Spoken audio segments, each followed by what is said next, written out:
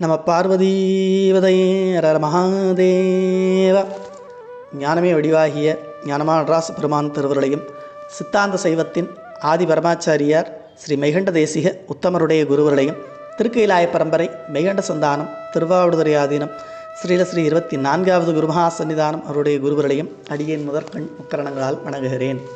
ஒரு முறை ஞானசம்பந்த பெருமானுடைய வரலாற்றை சொன்னபோது, இன்றைக்கு சுமார் 1300 ஆண்டுகளுக்கு முன்னாடி சிவபாத இருதயர் அப்படிங்கிறவர் சீர்காழி குளத்தில் குளிக்கிறதுக்கு போனார். அப்போது அவருடைய 3 வயது குழந்தை தானும் உடன் வருவேன்னு சொல்லி அடம் பிடிச்சு அவர் கூடவே போச்சு. அந்த குழந்தையை கூட்டிகிட்டு போய் குளக்கரையில் உட்காத்தி வச்சுட்டு அந்த குளத்தில் இறங்கி அகமர்ஷண மந்திரத்தை ஜெபிப்பதற்காக அவர் நீரில் மூழ்கி இருந்தபோது தன்னுடைய தந்தையை காணாத அந்த குழந்தை தோணிபுர சிகரம் பார்த்து அம்மே அப்பா அப்படின்னு அழுத உடனே சிவபெருமான் உமாதேவியோரோடு தோன்றி அவருக்கு பொற்கிண்ணத்தில் சிவஞானத்தை கலந்து பாலை ஊட்டி அருளினார் அப்படிங்கிற வரலாறை எண்ணறிய சிவஞான தின்னமுதம் குழைத்தருளி உன்னடிசில் என ஊட்ட உமையம்மை எதிர்நோக்கும் கண்மலர் நீர் துடைத்தருளி கையில் பொற்கிண்ணம் அழித்து அண்ணலை அங்கு அழுகை தீர்த்து அங்கடனார் அருள் புரிந்தார் அப்படின்னு சேக்கலார் பெருமான் நமக்கு தெரிவிக்கிறார். இந்த வரலாறை சொன்ன உடனே ஒருத்தர் என்கிட்ட கேட்டார், சிவபாத இருதயருடைய குழந்தை அழுத உடனே சிவபெருமான் உமாதேவியாரோடு வந்து பால் கொடுத்தாரு, அப்போ எங்கள் வீட்டு குழந்தையும் அழுதா பால் கொடுப்பாரா அப்படின்னு கேட்டார். இது கேட்ட உடனே எல்லாருக்குமே இது மாதிரி ஒரு சந்தேகம் வரதான் செய்யுது. சரி, இதுக்கு சரியான விளக்கம் தெரிஞ்சுக்கிறதுக்கு ஒரு சின்ன உதாரணம் பார்க்கலாம். ஒரு கிராமத்து ஆள் நகரத்துக்குள்ளே வந்து ஒரு வங்கிக்குள்ளே போய் பார்த்தார். ஒருத்தர் வேகமாக வந்தார், ஒரு டிராஃப்ட் எடுத்தார், அதில் 500 ரூபாய் அப்படின்னு எழுதி கொண்டு போய் கேஷ் கவுண்டரில் கொண்டு கொடுத்தார். அவர் பார்த்த உடனே அக்கௌண்ட் நம்பர்லாம் சரியாக இருக்கான்னு பார்த்துட்டு ஒரு டிக் அடித்து உடனே ஒரு சீல் வச்சு 500 ரூபாய் எண்ணி கொடுத்துட்டார். இன்னொருத்தர் வந்தார், அவர் இன்னொரு டிராஃப்ட் எடுத்து 5000 ரூபாய்ன்னு எழுதி கொண்டு போய் கொடுத்தார். அதே மாதிரி எல்லாத்தையும் சரியாக இருக்கான்னு பார்த்துட்டு 5000 ரூபாய் எண்ணி கொடுத்துட்டார். இன்னொருத்தர் வந்தார், 50000 ரூபாய்ன்னு எழுதி கொண்டு கொடுத்தார். பார்த்தார், 50000 ரூபாய் எண்ணி கொடுத்துட்டார்.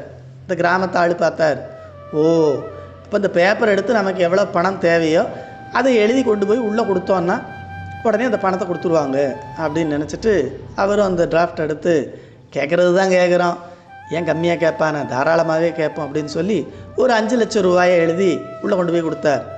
கொடுத்த உடனே அந்த கேஷ் கவுண்டரில் இருந்த ஆள் இவரை மேலே பார்த்தார், என்னங்க என்ன வேணும்னார். என்ன வேணுமா, 5 லட்ச ரூபா எழுதியிருக்கேன் பாரு கொடுன்னார். உடனே இவர், ஏன்பா யார்ப்பா நீ, எங்கேருந்து வர கேட்டார்.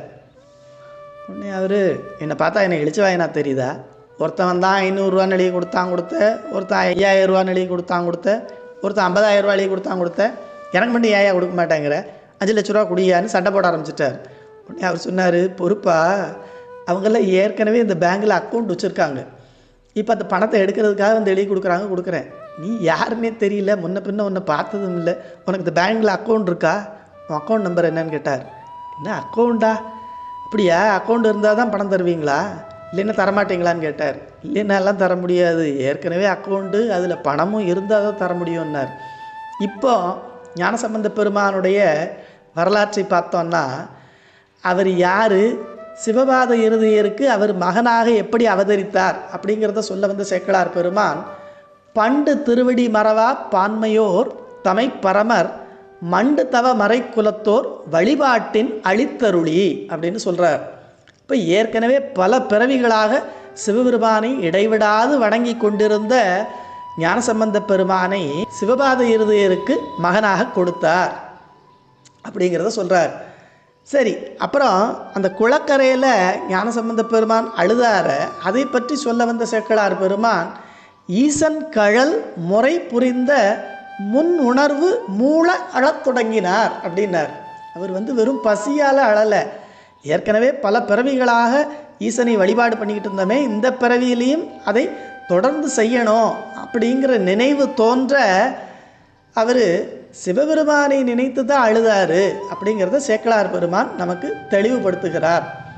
இப்போது இதெல்லாம் ஒரு புறம் இருக்க, ஞானசம்பந்த பெருமானே தன்னுடைய முதல் பதிகத்திலேயே தன்னுடைய திருவாக்காக தோடுடைய செவியன் விடையேறியோர் தூவன் மதிசூடி காடுடைய சுடலைப் பொடி பூசி எனது உள்ளம் கவர்கள்வன் ஏடுடைய மலரான் முனைநாட்பணிந்தேத்த அருள் செய்த பீடுடைய பரமாபுரம் மேவிய பெம்மான் இவனன்றே அப்படின்னு அருள் செய்திருப்பதன் மூலமாக ஏடுடைய மலரால் இதழ்கள் பொருந்திய இந்த தாமரை மலரால் பல பிறவிகளாக உன்னை நான் பணிந்தேத்தியதன் பயனாக எனக்கு அருள் செய்தாய் அப்படிங்கிறத ரொம்ப தெளிவாக தன்னுடைய முதல் பதிகத்திலேயே நமக்கு பல பிறவிகளாக இந்த வழிபாட்டு நெறியில் இருந்தவர்களால் மட்டும்தான் இந்த பிறவியில் சிவபெருமானை அடையக்கூடிய அந்த இறப்பில் தவம் என்று சொல்லக்கூடிய சரியை கிரியை யோகம் ஞானம் இதையெல்லாம் செய்து ஞானத்தின் பயனாக இறைவன் திருவருளால் வீடு பேர் அடைய முடியும் அப்படிங்கிற செய்தியை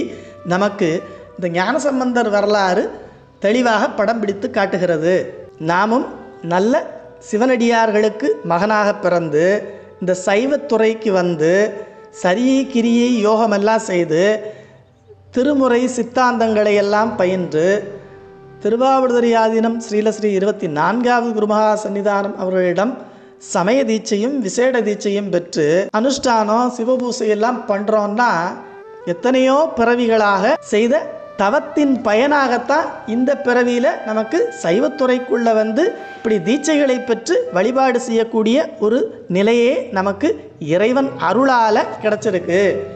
அப்படி கிடைச்சும் நம்ம அதை கடைப்பிடிக்காமல் விட்டுட்டோன்னா நம்முடைய நிலை என்னங்கிறத எண்ணிலி பாவிகள் எம்மிற ஈசனை நன்னறியாமல் நழுவுகின்றார்களே அப்படின்னு திருமுறை நமக்கு தெரிவிக்கிறபடி நாமும் பெரிய பாவிகளாக ஆகிப்போவோம். அதனால் நமக்கு கிடைத்த இந்த வாய்ப்பை பயன்படுத்தி இறைவன் திருவடியை அடைவதற்கான முயற்சியிலே ஈடுபட வேண்டும் என்பதைத்தான் வாய்த்தது நந்தமக்கு ஈதோர் பிறவி மதித்திடுமின் அப்படின்னு திருமுறைகள் நமக்கு தெரிவிக்கிறது. இந்த கருத்தை தான் தெய்வப்புலவரும் தவமும் தவமுடையார்க்காகும் அவமதனை அஃதிலார் மேற்கொள்வது அப்படின்னு தவம் அதிகாரத்தில் வள்ளுவ பெருமான் அருள் செய்திருக்கிறார். பொதுவாக சொன்னால் எத்தனையோ பிறவிகளில் ஒரு எதிர்பார்ப்பை வேண்டி செய்த தவங்கள், அதாவது உலக இன்பங்களை வேண்டியோ இல்லைன்னா அஷ்டமாசித்தி போன்ற மேல்நிலையை அடைய வேண்டியோ செய்த தவத்தின் பயனாக அடுத்த பிறவியில் எந்த எதிர்பார்ப்பும் இல்லாமல் சரியை கிரியை யோகம் என்ற இறப்பில் தவங்களை செய்யக்கூடிய ஒரு நிலை நமக்கு வாய்க்கும். அதிலும் சிறப்பாக சரிகிரி யோகம் முதலிய தவங்களை செய்து அதை முற்றுவிக்க பெற்றவர்கள் இந்த பிறவியில் இறைவா உன்னுடைய திருவடி மட்டுமே எனக்கு வேணும், வேறு எதுவும் வேண்டாம் அப்படின்னு சொல்லக்கூடிய அந்த ஞானத்தவத்தை மேற்கொள்ளும் நிலை நமக்கு வாய்க்கும் அப்படிங்கிறதான் வள்ளுவ பெருமான் இந்த குறளில் நமக்கு தெளிவுபடுத்துகிறார். இப்போது முதல்ல கேட்ட கேள்விக்கு எல்லாருக்கும் பதில் தெரிஞ்சிருக்கும். எப்படி அந்த கிராமத்தானுக்கு அக்கௌண்ட் இல்லாததுனால பேங்கில் பணம் இல்லைன்னு சொன்னாங்களோ, அதே போல் நம்ம வீட்டு குழந்தைக்கும் முன்னி தவம் இல்லாததுனால அழுத போது பால் கிடைக்கல, இனி அடுத்த பிறவியிலையாவது கிடைக்கணும்னா அதுக்கு இப்போ இருந்தே நம்ம அந்த தவத்தை செய்வதற்கான முயற்சியில் ஈடுபடணும். அதற்கு குருவருளும் திருவருளும் துணை நிற்கும். சிவா திருச்சிற்றம்பலம். நம்ம பார்வதீபதையே ஹர ஹர மகாதேவா.